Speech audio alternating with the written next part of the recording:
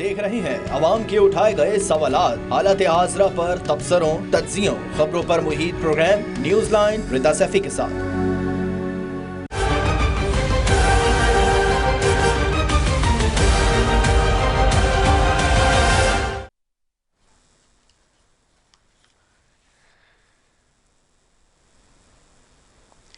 अस्सलाम वालेकुम, मैं हूँ रिदा सैफी। नाजरीन, एक और केस, एक और फैसला और एक बार फिर दोनों तरफ से मिठाइयाँ तकसीम करने की रविश बरकरार।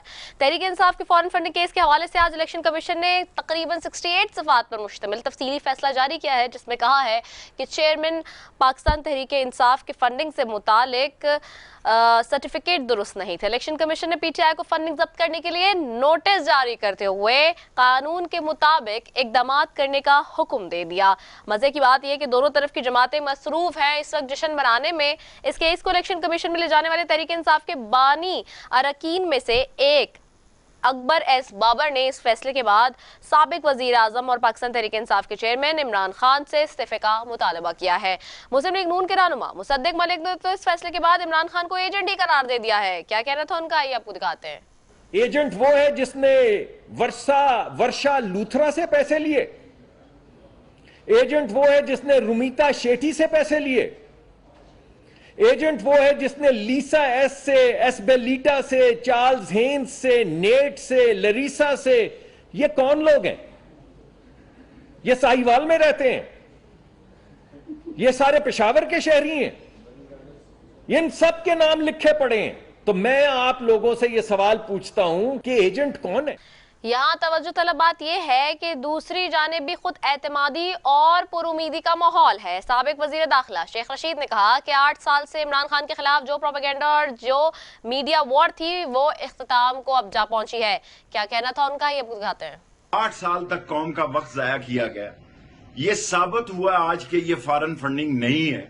ये साबित हुआ आज कि इसमें कोई ओवरसीज पाकिस्तानियों के फंड को गैर कानूनी करार देना। हम सुप्रीम कोर्ट में गए हुए हैं ओवरसीज पाकिस्तानियों के वोट के लिए।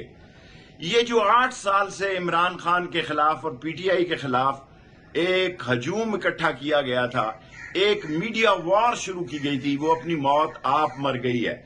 इमरान खान एक मकबूल और मजबूत लीडर है। ये एएनपी वाला वक्त नहीं है कि पार्टी को बैन किया जा सकता। ये कोई पहली बार नहीं है कि किसी केस के फैसले के बाद दोनों तरफ से खुशी मनाई गई हो। पनामा केस पर जेआईटी बनी थी तब भी ऐसा हुआ था। अरकान की डी सीट के मामले पर भी कुछ ऐसा ही हुआ था। अब देखना यह कि किस जमात को एक बार फिर पछतावे के चेहरे बनाने पड़ेंगे। पहले हम आपको आज के फैसले के कुछ अहम नुकात बताते हैं, फिर डिबेट का फोरम ऑन करेंगे। फैसले के अहम नुकात क्या है जी? साबित हुआ कि पीटीआई ने ममनुआ फंड लिए हैं। इलेक्शन कमीशन ने यह कहा। 13 नामालूम अकाउंट सामने आए हैं। अमेरिका, ऑस्ट्रेलिया और यूएई से अतियात लिए गए हैं। पीटीआई इन अकाउंट्स के बारे में बताने में नाकाम रही। आइन के मुताबिक अकाउंट छुपाना गैर कानूनी है। पीटीआई ने 34 गैर मुल्कियों और 351 कंपनियों से फंड्स लिए। पीटीआई ने आरिफ नकवी की कंपनी वॉटन क्रिकेट से ममनुआ फंडिंग ली। आरिफ नकवी की कंपनी से $21 लाख ममनुआ फंडिंग ली गई। वॉटन क्रिकेट लिमिटेड इब्राज ग्रुप की छतरी तले काम कर रहा था। अब सवाल यह है कि क्या कप्तान को ही गेम से निकालने की मंसूबाबंदी हो चुकी है, और अगर इमरान खान नायल हो जाते हैं तो फिर क्या होगा? क्या वो खामोशी से घर बैठ जाएंगे? नहीं, या फिर आइंदा आने वाला लायामल क्या होगा? प्लस फॉरेन फंडिंग का मामला, जैसे कि मैं कल से कह रही हूँ और उससे पहले भी कहती रही, और आज समाजी वेबसाइट की जो एप्लीकेशन है उस पर भी मैंने ये बात कही कि जी फॉरेन फंडिंग का जो मामला है वो सिर्फ मामला एक पार्टी से नहीं जुड़ा हुआ, वो मामला तमाम सियासी जमातों से जुड़ा हुआ है। और मुझे तो, अगर मैं अपनी पर्सनल राय में ये बात करूं, तो फॉरेन फंडिंग का मामला समझ ही नहीं आता है। जो लोग पाकिस्तानी अवाम का हक हलाल का पैसा लूट कर, करप्शन कर कर, यहाँ की सेहत का पैसा, यहाँ की तालीम का पैसा, यहाँ के तरक्याती मंसूबों का पैसा लूट खसूट कर, पाकिस्तानी अवाम का भोरकस निकाल कर यहाँ का पैसा बाहर टीटीज के जरिए, करप्शन के जरिए लेकर जाते हैं, उनको पकड़ा जाना चाहिए। और पूरी दुनिया में होता यही है कि मुल्क से बाहर जो लोग पैसा लेकर जाते हैं उनको जो है वो लटकाया जाता है, चौक चौराहों पर सजाएं दी जाती हैं, ना कि उन लोगों को जो मुल्क के अंदर पैसा लेकर आते हैं बाहर से, उनको तो बड़ी इज्जत के साथ देखा जाता है। बट मुझे ये फॉरेन फंडिंग का केस मेरे एतबार से मुझे समझ नहीं आता कभी भी। बहरहाल सब चीज़ों पर बात करेंगे और डिबेट का फोरम ऑन करेंगे। सबसे पहले जी इफ्तिखार दुरानी साहब, सीनियर रहनुमा तहरीक इंसाफ के, वो साथ मौजूद होंगे। चौधरी नूरुल हसन तनवीर साहब अमीर कौमी असम्बली मुस्लिम लीग नून से, वो भी उनको भी खुशामदीद कहूंगी। दोनों मौजूद मेहमान मेरे साथ मौजूद हैं, आप दोनों का शुक्रिया। इफ्तिखार दुरानी साहब, सबसे पहले आपकी तरफ आऊंगी। इफ्तिखार दुरानी साहब, अब फैसला आ चुका है, उधर भी जीत के जश्न है, इधर भी जीत के जश्न है। अब आगे क्या क्या लायामल तय किया जाएगा, और पार्टी का इजलास भी हुआ इसके बाद फौरन। So what is now for the future planning? बिस्मिल्लाहिर्रहमानिर्रहीम जी, पहले तो मैं कौम को मुबारकबाद देना चाह रहा हूँ, जो कि 8 साल से मुसलसल हमारे खिलाफ एक प्रोपेगेंडा चल रहा था कि जी ये फॉरेन फंडिंग है, ये फॉरेन फंडिंग है, ये फॉरेन फंडिंग है। तो आज इलेक्शन कमीशन ने कह दिया कि जी ये फॉरेन फंडिंग नहीं है। मैं ये चाहूँगा कि आप ज़रूर ये फैसला पढ़ें।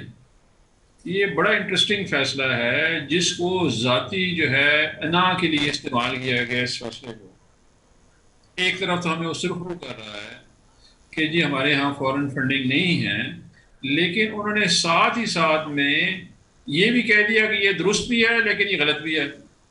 ये बड़ी मज़ेदार तज़ाद है इस फैसले में।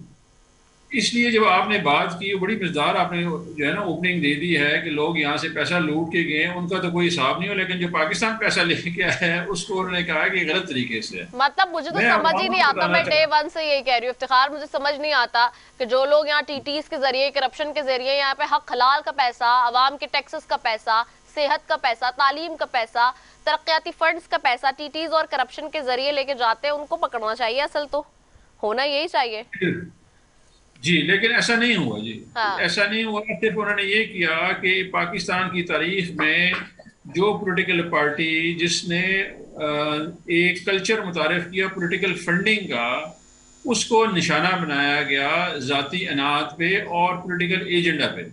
टोटल इलेक्शन कमीशन ने इतना किया कि उन्होंने आज मवाद प्रोवाइड किया अपोजिशन को ये कह सकें कि तहरीक इंसाफ पे किसी तरीके से उंगली उठा सकें, लेकिन अल्लाह का करम है कि वो उंगली नहीं उठा सकते। इस फैसले ने ही लिखा हुआ है कि पाकिस्तानी तहरीक इंसाफ ने जितने इंटरनेशनल लॉज थे और उसके मुताबिक वो सारे के सारे पैसे बैंकिंग चैनल्स के जरिए आए। ये फैसला कहता है कि ये हमने चीज़ें छुपाई हैं, कंसील की हैं, लेकिन मजे की बात ये शुरू के जो 25 सफ़े लिख रहे हैं ये वही चीज़ें हैं जो हमने उनको दी हुई हैं।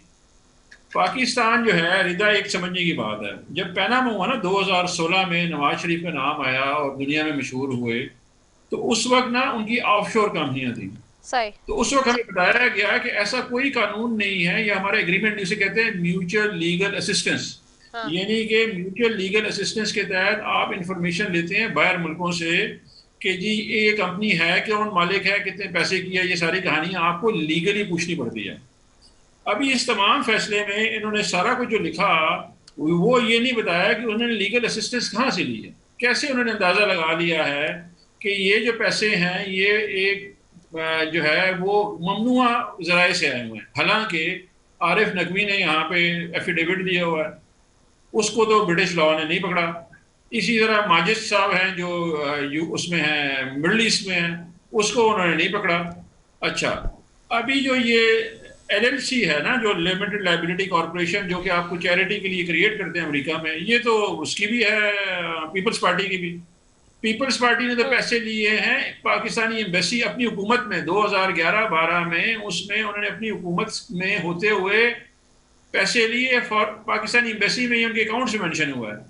तो अभी यहाँ पे हमें वो कहते हैं कि सब कुछ लीगल है, लेकिन हमने कंसील किया, खुद ही कॉन्ट्रडिक्शन कर जाते हैं आगे लिखते हुए भी। लेकिन फैसला कैसे करते हैं ये आपको पता है पाकिस्तानी अवाम को, ये कब की गुफ्तगू हो रही है? ये गुफ्तगू है, अकाउंट्स हैं 2008 से 2013 तक। तहरीक इंसाफ उन 5 सालों में पार्लिमान में नहीं थी और हमने इलेक्शन का बाइकआउट किया हुआ था। जब ये लोग हमें कहते थे कि हम टाका पार्टी हैं और हमें कोई लिफ्ट नहीं कराता था, उस ज़माने की ये है। लेकिन फैसला कब हो रहा है? 2022, जहाँ पे इमरान खान सबसे पॉपुलर लीडर है। 2002 के पॉलिटिकल एक्ट के ऊपर ये जो है उन्होंने हमारे ऊपर केस किया, 2017 के पॉलिटिकल एक्ट के ऊपर उन्होंने फैसला सुना दिया।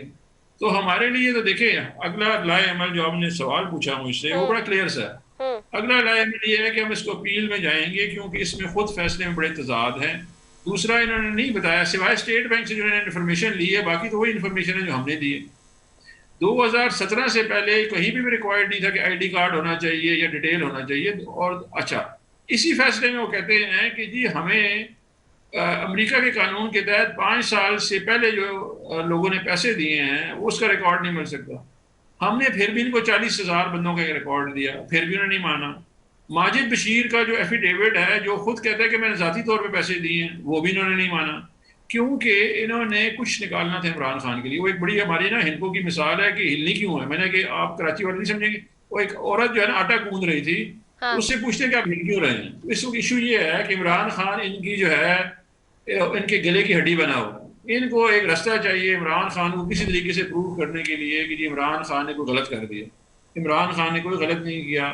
दुनिया भर में सबसे ज़्यादा डोनेशन जो है इमरान खान को दी जाती है, और इमरान खान की क्रेडिबिलिटी इंटरनेशनली नोन है, और उस इंटरनेशनल क्रेडिबिलिटी की वजह से बेहतरीन इदारे चला रहे हैं और मुल्क बेहतरीन तरीके से चला रहा है। सही, ठीक है इफ्तिखार, वेरी वेल पर्टिनेंट। चले मैं जरा चौधरी नूरुल हसन तनवीर साहब की तरफ भी जाती हूँ। चौधरी साहब, आपको आवाज आ रही है मेरी? जी आ रही है जी। अच्छा चौधरी साहब, मैं आपने आई डोंट नो कि आपने इंट्रो सुना या नहीं सुना और कहाँ तक सुना, क्या हुआ, बट मैं एक बात बताऊं कि हम ये बात करें फॉरेन फंडिंग के हवाले से, और इसमें मैं जिस तरह से देख रही थी आज की जी मिठाइयाँ तकसीम हो रही हैं इधर से भी उधर से भी, और लोग बात कर रहे हैं कि जी यूं हो गया और फला हो गया। आपको याद होगा माजी में गालिबन, और अगर नहीं याद तो वो शॉर्ट चल ही रहे सब तरफ, आपने देखा होगा किस तरह से मौजूदा वज़ीर ख़ारजा जो है बिलावल भुट्टो ज़रदारी साहब, और माजी में जो है वो नवाज शरीफ साहब पे एलिगेशन लगाते रहे फंडिंग के हवाले से और दीगर चीज़ों के हवाले से। फिर बेनज़ीर साहिबा के भी कुछ शॉर्ट्स हमारे पास मौजूद हैं, वो मैं देख रही हूँ और चला भी रहे थे हम। तो ये सारी चीज़ें जो हमारे पास फंडिंग के हवाले से अलग अलग दौर में आती रही हैं, it's not the first time, it's not the thing कि जी अगर हम ये बात करें कि जी पीटीआई के हवाले से जो आज लीडरशिप बात करी है या सब लोग कह रहे हैं, प्लस जैसे कि आगाज़ में मैंने कहा कि अब मुझे समझ नहीं आता कि पूरी दुनिया में एक सिस्टम ये होता है कि जी लोग जो मुल्क का पैसा, लोगों का पैसा, आवाम का पैसा, आवाम के टैक्स का पैसा, उनकी सेहत, तालीम, उनकी हक हलाल की कमाई, उनकी तरक्याती मंसूबों के पैसे बाहर चले जाते हैं चोरी होकर, टीटीज़ के ज़रिए, करप्शन के ज़रिए। उस पर हुकूमतों की तवज्जो ज़्यादा होनी चाहिए, और होती है पूरी दुनिया में कि लोग बाहर पैसा लेकर नहीं जाए यहाँ की आवाम का, और बाहर से जो लोग पैसा लाने वाले होते हैं उनको तो बड़ा अप्रिशिएट किया जा रहा होता है। फिर ये हम फॉरेन फंडिंग के मामले में कहाँ उलझ के रह गए हैं? व्हाट आर दी कॉन्सेप्ट्स और क्या हो रहा है? बिस्मिल्लाहिर्रहमानिर्रहीम। पहली बात तो ये है कि जो आपने फरमाई है कि पहले भी इस तरह के होते हैं, पहले जो है ना वो इल्जामात लगते रहे हैं।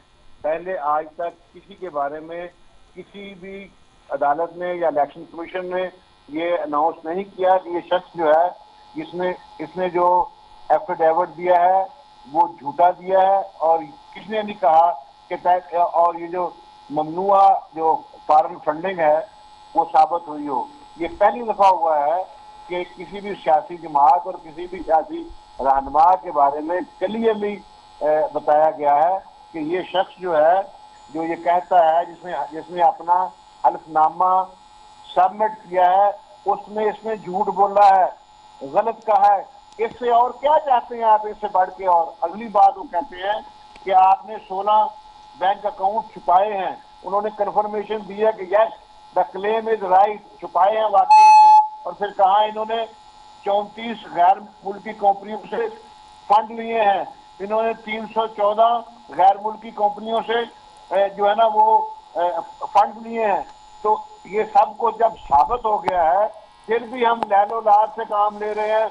फिर हम कोशिश कर रहे हैं कि जी वो पहले भी होता रहा है, पहले भी ऐसे हरकत नहीं होता रहा, पहले ऐसे पहली दफा हुआ है।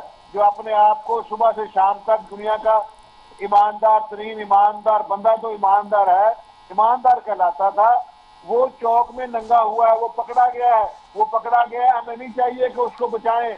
अब पहले आपने जिन लोगों के ऊपर इल्जामात लगाए वो साबित नहीं हुए, फिर भी आपने सजाएं दी और लेकिन और कौम से उसको दूर रखा। ये शख्स जो है ये पहली दफा पूरी कौम के सामने सुबह से लेके शाम तक अपने आप को सादिक और अमीन कहने वाला ट्रायल में जो है ना वो पकड़ा गया है, रंगे हाथों पकड़ा गया है। ये सादिक अमीन नहीं है, ये दुनिया का झूठा तरीन आदमी है। ये इलेक्शन कमीशन ने साबित कर दिया है और अब इंशाल्लाह फर्दर कार्रवाई करवा के इसको आगे भी साबित किया जाएगा।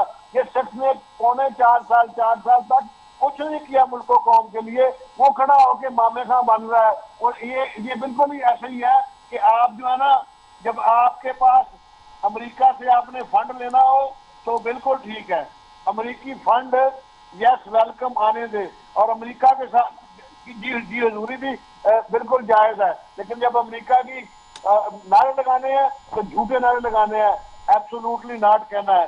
बरतानिया से फंड भी उनको मंजूर है, इंडिया से फंड भी मंजूर है, लेकिन नारे जो है वो नामंजूरी के लगाने हैं। नवाज शरीफ के पास से उन्होंने फंड लिए 50 करोड़ रुपया, वो फंड उनसे मंजूर है, लेकिन नवाज शरीफ के खिलाफ जो है ना बातें करना, उनके खिलाफ झूठे मुकदमात कायम करना, उनके ऊपर इल्जाम लगाना वो जायज है। ये शख्स जो है ये द्रोहगोई और झूठ और झूठ का पहाड़ है, द्रोहगो है। एक वक्त में 100 जो है ना वो झूठ बोलता है।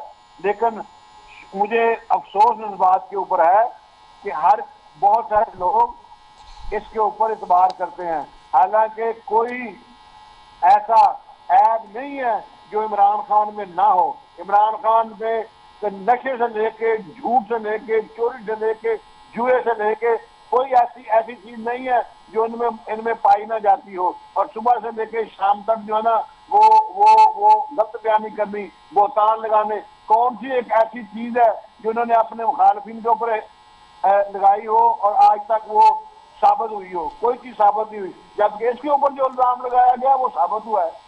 इसके ऊपर तोशाखाना साबित हुआ। अच्छा चौधरी साहब, एक मिनट, मुझे थोड़ी सी आपकी इजाजत से मैं कता कलामी माफी, एक चीज मुझे ठंडे दिलो दिमाग से बताएं जो बड़ी इम्पोर्टेंट है, वो ये कि देखें इसमें आप खुद ओवरसीज के हवाले से आपके पास पोर्टफोलियो रहा, चीजें देखते रहे पार्टी के अंदर भी। मुझे एक बात बताइए कि हम सब ये क्यों भूल रहे हैं कि फॉरेन फंडिंग का फैसला सिर्फ खान साहब के हवाले से या पीटीआई के हवाले से नहीं आना है, अभी पीपल्स पार्टी और पीएमएलएन का भी रह गया है। सो आई थिंक हम जिस तरह से रिएक्ट कर रहे हैं, बहुत ही रिएक्शन दे रहे हैं, रिएक्टफुल जिस तरह से आ रहे हैं, can't you think about it कि जी अभी हमें उस तरफ भी जाना है, so we have to wait and see that as well. ये तो अपने आप को पाकबाज कहते हैं ना, ये तो दूध के धुले हुए हैं, इनमें तो कोई बुराई नहीं है ना। ये तहरीक इंसाफ कहलाना, इंसाफ के दाई बनना और होना बेईमान, हम तो इनकी बात कर रहे हैं। चले, हमें तो आपने जो है ना वो कहा कि हम जो है ना वो कुछ नहीं करने वाले। 4 साल के बाद भी इनके पल्ले है क्या? तक नहीं है इनके पल्ले, कोई प्रोजेक्ट नहीं है इनके, कोई कारकर्दगी नहीं है, कोई नौकरी नहीं है आवाम को दी हो, कोई घर नहीं दिया हो, झूठ बोला है, झूठ के अलावा कोई इनके पास नहीं है। जबकि जिनकी आप बात कर रही हैं उनके पल्ले देखें क्या है। पाकिस्तान के मोटरवेज हैं, पाकिस्तान के बिजली के कारखाने हैं, पाकिस्तान में उनके एयरपोर्ट हैं, स्कूल्स हैं, कॉलेजेस हैं, यूनिवर्सिटीज हैं, आप देखें तो सही उनके पास क्या कुछ है। मेट्रोज है उनके पास। पाकिस्तान को उन्होंने पाकिस्तान को बनाया है। इन्होंने क्या किया माँ सिवाय बातें करने के? ठीक है, सही है, इन्होंने क्या किया है माँ सिवाय बातें करने के। ओके, चले इफ्तिखार दुरानी साहब आपकी तरफ आऊंगी। चौधरी नूरुल हसन तनवीर साहब ने बहुत लंबी लिस्ट खोल दिया है और आई होप सो कि आप जवाब दे सकेंगे खुद ही इसका। देखिए, सारी इन्होंने गुफ्तगू जैसे कहते हैं ना, एक तोहमतबाजी पे है। अगर मैं इनकी तारीख गिनाना शुरू करूं, जब ये जनरल जिलानी की गोद से ज़ियाउल हक के पास आए तो इन्होंने ज़िंदगी में एक काम किया है मुस्लिम लीग नवाज ने। इस मुल्क का जो इखलाकी कल्चर है उसको बर्बाद करने में इनका कोई रोल नहीं है। मोहतरमा बेनज़ीर भुट्टो, नुसरत भुट्टो की बरहना तस्वीरें किसने फिकवाई? नवाज शरीफ ने। छांगा मांगा की सियासत किसने शुरू कराई? नवाज शरीफ ने। सहाफ़ियों को ख़रीदना किसने सिखाया? नवाज शरीफ ने। उसामा बिन लादेन से पैसे किसने लिए? नवाज शरीफ ने। हमारा दोस्त ब्रदर मुल्क है, मैं उसका नाम नहीं लेना चाह रहा, उससे पैसे विकी लीक्स में किसने लिए? इन्होंने लिए। अभी मुझे ये बताएं, अच्छा इंटरनेशनली फिल्म जो है लाहौर से पाक लेन BBC किसने बनाई? नवाज शरीफ पे। किताबें किसने लिखी गई हैं नवाज शरीफ की करप्शन के ऊपर? नवाज शरीफ ने। अभी इसी स्टोरी में रिदा जो ये इसको रेफर कर रहे हैं आरिफ नकवी साहब की, उसी स्टोरी में लिखा हुआ है कि $20 मिलियन हमने रिश्वत दी है। इमरान खान ने अपनी पार्टी के लिए चंदा लिया, इनकी पार्टी ने वहां पे रिश्वत ली। लेकिन इस मुल्क में रिश्वत लेना जायज़ है, लेकिन जायज़ काम करना नाजायज़ है, जो कि चंदा इकट्ठा करना है। क्योंकि सारी ज़िंदगी इन्होंने क्या किया, मोटरवे बनाई इसलिए कमीशन लेना था। इन्होंने पार्क लेन के अपार्टमेंट जो हैं वो वहाँ से ख़रीदे थे, इन्होंने ठेकेदारों से कमीशन लिए। ये जितनी भी इन्होंने रोडें बनाई इस सारों में कमीशन है। 11 अरब रुपया मुराद सईद ने रिकवर किया ठेकेदारों से, जिन्होंने ये जो है इनको किकबैक और कमीशन दिए, इन्होंने रेट ज़्यादा किए हुए थे। ये जितना भी माशी बुराई नज़र आ रही है, मईशती और महाशती बुराई नज़र आ रही है, इसका जो फ़र्द वाहिद है वो है नवाज शरीफ और उसकी पार्टी। उस पार्टी में कुछ लोग ऐसे हैं जो अपने बादशाह सलामत के सामने बोल नहीं सकते। इमरान खान वो लीडर है जिसने पॉलिटिकल कल्चर लेके आया। अभी इन साहब ने ये फैसला नहीं पढ़ा हुआ, मैं यकीन से कह सकता हूँ, मुझे नहीं पता कौन साहब है, मैं इनको पहले नहीं प्रोग्राम में नहीं आए, लेकिन मुझे यकीन है कि उन्होंने ये फैसला नहीं पढ़ा हुआ, क्योंकि उनकी गुफ्तगू से पता चल रहा था कि उनको टीवी पे भेज दिया गया, लेकिन उन्होंने ये 55-58 सफ़े नहीं पढ़े कि इसमें फैसला हुआ कैसे है।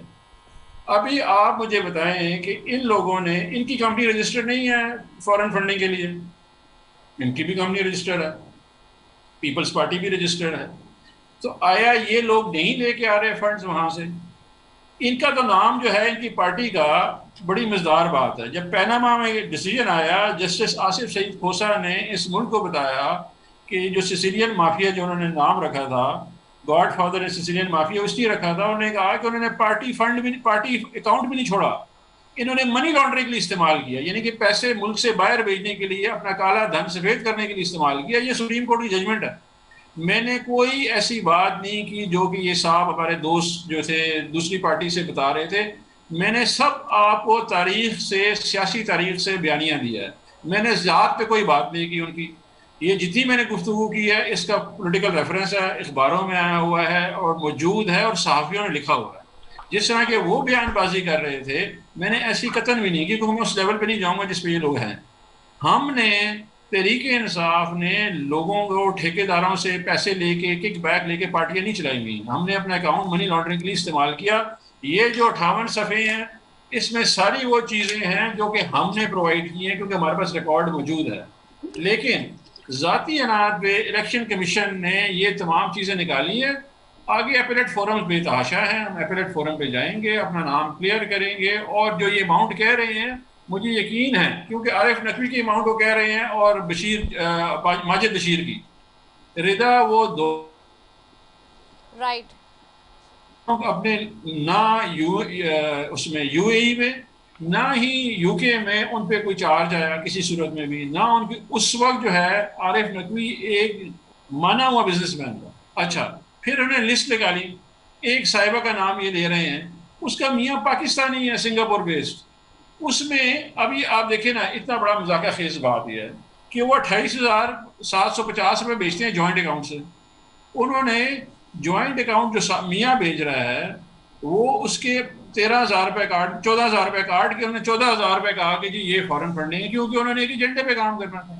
इस फाइल को आप पढ़ लें तो आपको ये लगेगा कि इन लोगों ने जो हमारी LLC कंपनीज हैं उनको फॉरेन कंपनीज डिक्लेयर कर दिया कि ये फॉरेन कंपनी है। अब ये तमाम साहबान जो है लुड़ियाँ डाल रहे हैं कि शायद कोई तरीके इंसाफ पे बड़ा जुल्म हो, तो बहुत बड़ा उन्होंने इल्ज़ाम लगा दिया है।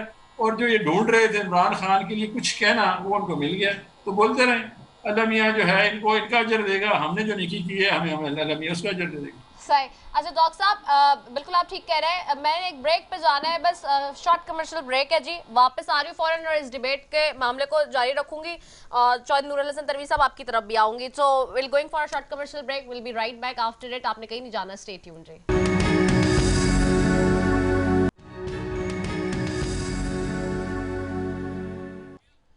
वेलकम बैक नाजरीन। और डॉक्टर तकवा दुरानी साहब बात कर रहे थे जी, और बिल्कुल फैसले के हवाले से जो है वो मैं चौधरी नूरुल हसन तनवीर साहब की तरफ भी जाती हूँ। चौधरी साहब, आपको आवाज आ रही है? चौधरी साहब को आवाज आ रही है जी? अभी आ रही है, उसके वक्त आपकी कोई खराब, हाँ नहीं, वो ब्रेक पे चले गए थे हम जी, बिल्कुल। अच्छा चौधरी साहब, आप जो बात कर रहे हैं डॉक्टर साहब और जो खास तौर पे फैक्ट्स एंड फिगर्स को वो रेज अप कर रहे हैं और फैसले के हवाले से, फैसला आपने पढ़ा है? वो आपसे सवाल भी कर रहे थे कि अगर आपने फैसला पढ़ा हो तो फिर थोड़े फैक्ट्स एंड फिगर्स पे बात करते हैं आप। वो कह रहे हैं वो नोट लर्निंग पे बात नहीं करते होते। देखिए बिल्कुल बात एक ये है कि हाँ। मैं नहीं जानता ये कौन डॉक्टर साहब हैं। आपको डॉक्टर चाहिए इफ्तिखार दुरानी कि साहब आप है जी। आपको चाहिए कि जब जी आप प्रोग्राम करते हैं उससे पहले आप बता दिया करें कि दोनों तरफ, उन्हें भी पता होना चाहिए कि मैं जी कौन हूँ और मुझे भी पता होना चाहिए ये शख्स कौन बैठा हुआ बात कर रहा है, ताकि उसको उसके मर्तबे और मनसब से ही पुकारा और बात की जाए। बात यह है कि जो मैंने जो कह रहे हैं, फरमा रहे हैं कि भी जो फैसला, अगर ये वकील हैं तो उन्होंने पढ़ा होगा। हमें तो वो चीज़ें जो टीवी से मिली हैं, टीवी ने जो जो किया है वो ये किया कि इमरान न्याजी का जो बयान दिया गया है, जो हलफनामा जमा करवाया, वो झूठा साबित हो गया है। और ये कि 13 अकाउंट जो थे वो नहीं मेंशन किए हुए थे, छुपाए गए थे, और 34 शहरियों के और 351 कंपनियों के से इन्होंने फंड लिए, ठीक है जी, जो कि पॉलिटिकल पार्टी के आर्डर की खिलाफ वर्जी है। मुझे ये पता है, अगर इसमें से कोई बात मैं गलत कर रहा हूँ तो मुझे बता दें कि मैं फलां चीज़ जो है गलत कर रहा हूँ। क्या गैर मुल्की फंडिंग जो है 34 कंपनियों से नहीं ली गई? क्या 13 नामालूम अकाउंट सामने नहीं आए? ये ममनुआ फंड है। क्या अकाउंट छुपाना आइन की खिलाफ वर्जी नहीं है? क्या आप क्या जो है वो जो बात हम कर रहे हैं वो गलत इंफॉर्मेशन है? अगर गलत इंफॉर्मेशन है तो जो मर्जी ये कहते रहे। और फिर ये कि ये ऐसे कहते हैं कि तहरीक इंसाफ के जाना वो किसी ठेकेदार से ठेके नहीं कमीशन नहीं लेते। जनाब मोहतरम, सब लेते हैं। आपके बंदे जो हैं, जितने आपके A to Z लोग हैं जिनका हमें मालूम है, वो सब लेते हैं, कमीशन भी लेते हैं। क्या आपके पास जो 4 साल थे उसमें किसने क्या किया है, क्या आपको नहीं मालूम? आप फिर ये कहते हैं कि जी अपना मनी लॉन्ड्रिंग जो है इमरान खान ने नहीं की। भाई अगर मियां नवाज शरीफ ने कहीं कोई मनी लॉन्ड्रिंग की है और सैकड़ीन माफिया उनको कहा गया है, तो क्या वो सही कहा गया था? वो झूठ कहा गया था। आपने साबित नहीं किया, फिर आप उसको माफिया साबित करके उनको उस मुकदमे में आप उनको सजा देना। फिर आपने कामा कहां से निकाल लिया? आपको चाहिए था कि मनी लॉन्ड्रिंग साबित करते, आप मनी लॉन्ड्रिंग में फेल हो गए। अगर मुकदमा जो है किसी के ऊपर कत्ल का हो तो 302 के तहत, तहजीरात पाकिस्तान के तहत, या तो उसको सजा दी जाती है या गवाह ना मिलने की वजह से उनको बरी किया जाता है। आपने मनी लॉन्ड्रिंग का मुकदमा कायम किया, लेकिन आप साबित नहीं कर सके। बाद में आपने उस मुकदमे के का फैसला देने की बजाय, माफी मांगने की बजाय, आपने कहा जी इन्होंने अकामा जो है छुपाया, लिहाजा ये सादिक और अमीन नहीं रहे। इधर आपका जो बंदा है वो अकाउंट छुपाए, वो सादिक और अमीन है। वो जनाब मनी लॉन्ड्रिंग करे, वो सादिक और अमीन है। उसको 7 खून माफ है, जो मर्जी करता रहे। आप कहते हैं कोई आपसे खुद में भी कोई एसेट्स होने चाहिए, खुद में भी कोई चीज होनी चाहिए कि जब आप बात करते हैं तो कोई उसी आइन और कानून से हर एक को जांचे, उसी आइन और कानून से हर एक को देखें। ये तो नहीं है कि चूंकि ये इमरान खान है लिहाजा ये जो मर्जी करता फिरे और दूसरा बंदा जो है वो कोई गलती ना करे। अभी निकाल के लेके आ रहे हैं इमरान खान ने एफिडेविट। वो बेशर्म आदमी जो है ना, फवाद डब्बू, वो ये कह रहा है कि भाई वो अपना इमरान खान को नहीं पता, वो बड़ा मासूम है। वो जो अकाउंट्स वाले लेके आए उनके पास पेपर और उन्होंने उसके ऊपर साइन कर दिए, वो जिम्मेदार है। अजीब बात है यार, ये कोई बात है करने वाली, ये बात कहने वाली? या तो आप माफी मांगे या आप साबित करें कि आप बेगुनाह है। अच्छा ठीक है, सही है। डॉक्टर साहब आपकी तरफ आऊंगी वापस। डॉक्टर साहब एक चीज और भी है, आज आप लोगों ने ये भी फैसला के हवाले से ये भी बात सामने आ रही थी कि अदालत में चैलेंज करेंगे, तो इस्लामाबाद हाई कोर्ट में दरख्वास्तें दायर करने की बात असद उमर साहब कर रहे थे। तो क्या सिर्फ इस्लामाबाद हाई कोर्ट ही जाया जाएगा इस मामले पे, या सुप्रीम कोर्ट भी जाया जा सकता है? और मजीद आगे इस सारी सिचुएशन में जिस तरह की बातें बाकी जमातें कर रही हैं उनको भी एक्सपोज करने के लिए, जो कि आप लोग समझते हैं के प्रेशराइज अब आप लोग करेंगे ईसीपी को कि उनके भी फैसले आने चाहिए, क्योंकि फवाद चौधरी साहब तो आज सुबह से इस बात पे बहुत ज्यादा इंतजार कर रहे हैं कि जी फैसले आने चाहिए बाकी जमातों के भी। फिलफॉर पहली बात यह है कि जिनको जिस केस पे रेफर कर रहे हैं इनकी अपनी हुकूमत में है, वो बार बार रेफर करें, आप नहीं किया, हम तो अपोजिशन में थे। एक इंटरनेशनल रेगुलेशन हुई, इंटरनेशनल उसके जो है वो क्या कहते हैं अकाउंट रिवील हुए, उसमें पता चला कि इनका लीडर जो है वो टॉप ऑफ द लिस्ट है, और जो जिसकी लंदन से क्या प्रॉपर्टी, क्या पाकिस्तान में प्रॉपर्टी नहीं थी, वो भी रिवील हो गए और उनके बच्चे भी आ गए। उससे पहले जब ये हुदैबिया केस था, इन लोगों ने अदालत के थ्रू NRO 2 करके बंद करवाया, NRO 1 करके मुशर्रफ से, अभी NRO 2 के लिए आए हुए हैं। तो हम तो हुकूमत में नहीं थे जब इनके ऊपर केस हुआ, तो वो तो बैनुल-अक़वामी एक खबर थी, उसमें ये फंस गए और इनको केस हो गए हैं। इमरान खान ने तो कोई जुर्म नहीं किया जिसके लिए वो माफ़ी मांगे। हाँ, एक सर्टिफिकेट होता है जब आप जमा करते हैं अकाउंट जो हैं, उसमें एक पार्टी लेटर हेड के ऊपर एक सर्टिफिकेट होता है कि मेरी दानिश और समझ के मुताबिक ये दुरुस्त है, क्योंकि एक चार्टर्ड अकाउंटेंट फर्म अगर आप पार्टी मैनेज करें तो कानून के तहत हर साल आपने ऑडिट स्टेटमेंट ऑफ अकाउंट्स जो हैं वो जमा कराने होते हैं इलेक्शन कमीशन ऑफ पाकिस्तान में, और इलेक्शन कमीशन ऑफ पाकिस्तान फिर आपको इंतखाबी निशान अलॉट करता है उस साल के लिए। ये तमाम गुफ्तगू 2008 और 2013 के दरमियान से है। 2008 और 13 जैसे मैंने पहले बताया, हमने तो इलेक्शन ही नहीं, राइट, लेकिन ये सियासी मकासद के लिए इतनी ऊंची ऊंची गुफ्तगू करना, ज़ोर ज़बरदस्ती करना, ये हो रहा है। हमारे पास जो है आइन और कानून के मुताबिक इस्लामाबाद हाई कोर्ट का ऑप्शन भी है, सुप्रीम कोर्ट का भी है, क्योंकि इस फैसले में कॉन्ट्रडिक्शंस हैं, अच्छी खासी कॉन्ट्रडिक्शंस हैं इस फैसले में, जिसको हम एलेज करेंगे। क्योंकि जो दो कंपनियां हैं, रिदा मैं आपको बताता चलूँ कि आरिफ नकवी ने भी और माजिद बशीर साहब के दोनों के एफिडेविट हैं। एग्जैक्टली, वो मैंने देखा है। हाँ हाँ, तो वो दोनों एफिडेविट कहते हैं कि हमने ये फंड रेजिंग कानून के मुताबिक की है और हमने भेज दिया। अभी इलेक्शन कमीशन जंगल का बादशाह है, तो जंगल का बादशाह कहता है कि जो LLC है वो तो कभी लोकल लॉ में ना बरतानिया में पकड़ेगे जहाँ पे तो सख्त लॉ है, ना UAE में पकड़ेगे। इधर के लॉ में उन्होंने कहा कि जी तहरीक इंसाफ ने सही पैसे नहीं दिए। अच्छा, जो लोग पाकिस्तानी मियाँ बीवी भी हैं उनको भी इन्होंने शामिल कर दिया है। ये वो रिकॉर्ड है रिदा जो हमने दिया, ये वो रिकॉर्ड नहीं। इलेक्शन कमीशन के पास तो कोई तरीकाकार नहीं, सिवाय स्टेट बैंक से पूछ ले। स्टेट बैंक का रिकॉर्ड हमने भी दिया हुआ था। ये डिसओन अकाउंट हमने खुद बताया हुए थे कि डिसओन कर रहे हैं, हमारे अकाउंट नहीं है।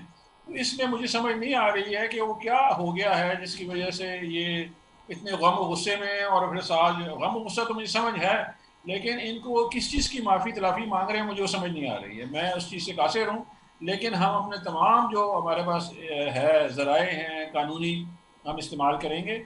ये एक बड़ी बायस जजमेंट है जो उन्होंने ज्यादती की है ओवरसीज़ पाकिस्तानीज़ के साथ, कि ओवरसीज़ पाकिस्तानी जो डोनेट करते हैं पाकिस्तान को, मुल्क में पैसा भिजवाते हैं, उनकी ये तजलील है बेसिकली जो की गई है।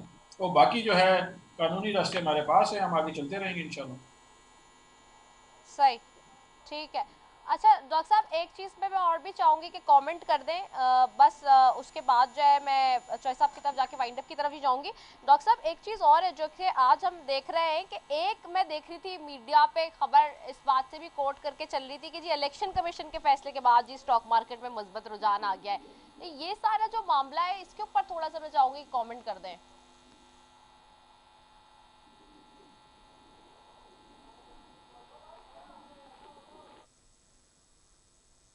अच्छा, ओहो, अच्छा चले मैं जरा चॉइस नूरुल हसन तनवीर साहब की तरफ जा रही हूँ। इन मीनवाइल चॉइस साहब आपको आवाज आ रही है? जी आ रही है। अच्छा चॉइस साहब, एक चीज और भी है ना, चले ये तो एक सारा मामला एक तरफ है, दूसरी तरफ हम ये भी देख रहे थे खास तौर पे कि जो है वो मईशत के हवाले से भी कल भी हमने देखा फ्लोर ऑफ द हाउस जो है वो बहुत ज़्यादा क्रिटिसिज्म की जा रही थी डीजल पेट्रोल वगैरह के हवाले से, पैसों के ऊपर भी नूर आलम खान साहब कर रहे थे, और दूसरा माशी मामलात पे भी चीज़ें बहुत ज़्यादा वो हो रही थी। तो मैं चाह रही थी थोड़ा सा इस पे भी कमेंट कर दें कि अब ये मामलात कहाँ तक संभलेंगे। चले फॉरेन फंडिंग का तो मामला आ गया है, चीज़ें हो गई हैं, ये चीज़ें कब तक क्विकली रिव्यू हो जाएंगी और चीज़ें बेहतर हो जाएंगी अब, क्योंकि आज तो ये खबर इससे भी रिलेट करके चल रही थी जो कि मैंने भी सवाल भी किया था। जी देखिए, दो चीजें हैं। एक बात तो ये है कि जब इमरान खान की हुकूमत खत्म हुई थी, कौमी असम्बली में जिस दिन हम जीत गए थे और इमरान खान की हुकूमत ख़त्म हो गई थी, उस दिन डॉलर जो था वो 189 का था और फिर यकदम जो है 180 तक वापस आ गया वो। तो और उसके बाद जो जो स्टॉक एक्सचेंज है वो 38,000 पे था, 38 से वो 45 तक दोबारा चला गया। लेकिन फिर जैसे ही इमरान खान ने वो ऐलान किया कि जी हम लेके आएंगे अपना हम अपना दोबारा धरना देंगे और लेके आएंगे, जूस निकालेंगे, एहतजाज करेंगे, और जब डिस्टेबिलिटी पैदा होती है तो लोग फिक्रमंद होते हैं। और उसके बाद जब पंजाब में हुकूमत आ गई थी, चेंज हो गई थी, फिर दोबारा जब उसको गिराने के लिए इन्होंने फिर हर तरीका इस्तेमाल किया। चले at the end of the day अगर हुकूमत बदल गई तो आप अपने मैंडेट के मुताबिक जो है वो चलें। इनकी कौमी असम्बली में अक्सरियत नहीं रही, इनकी कौमी असम्बली में टोटल 155 नशिस्तें थीं, कोई बाकी लोग इत्तेहादी थे, उसमें MKM थी, उसमें बाप था, उसमें उसमें काफ लीग थी। जब उनकी नहीं रही अक्सरियत, उनकी अक्सरियत ख़त्म हो गई तो इनके पास इनको इलेक्शन भी याद आ गए और उसके बाद इनको एहतजाज भी याद आ गया। जिस दिन तक इनकी हुकूमत थी उस वक्त तक ये कहते थे कि अदम एतमाद लेके आओ कौमी असम्बली में। उस वक्त तक ये कहते थे कि आइए मेरा मुकाबला जो है वो कौमी असम्बली में करें, और इन्होंने खुशी का इजहार किया था जब इनके खिलाफ अदम एतमाद आई थी। जब जब आप किसी असूल को, किसी आइन को, किसी कानून को फॉलो ही ना करें, आप इंतशार पैदा करें, आप जनाब मुल्क में अफरा तफरी की फिजा पैदा करें। मैं आपको यहाँ पे एक बात अर्ज करता हूँ जो कि मेरी बात आप सुन लीजिएगा गौर से कि मैं आपकी जो बात भी गौर से ही सुन रही हूँ चॉइस साहब, आप हाँ बोलिए। हाँ जी, हाँ जी। जी जी जी। मैं अर्ज ये करना चाहता हूँ कि आप ये देखें कि जो अमन के लोग दाई होते हैं, जो अमन मुल्क को अमन का गहवारा बनाते हैं, वो लोग अपने मुल्क में इत्तेहाद की, भाईचारे की फिजा पैदा करते हैं, वो जोड़ने की बात करते हैं। और जो फाशिस्ट होते हैं, वो जो इंतशार पैदा करते हैं, वो कोशिश करते हैं कि मुल्क में अफरा तफरी हो। वो डिक्टेटर होते हैं, इनफैक्ट वो मोशन नहीं होते उस माशरे के। उस माशरे को तकसीम करके, उस माशरे में अफरा तफरी कायम करके, उस माशरे को वो चाहते हैं कि भाई सिर्फ और सिर्फ उनकी बात सुनी और मानी और जाए, और जो वो दुश्मन, वो सच के, प्यार के, मोहब्बत के, इत्तेफाक के, इत्तेहाद के, यगानगत के, अमन के जो है ना के मुखालफ होते हैं।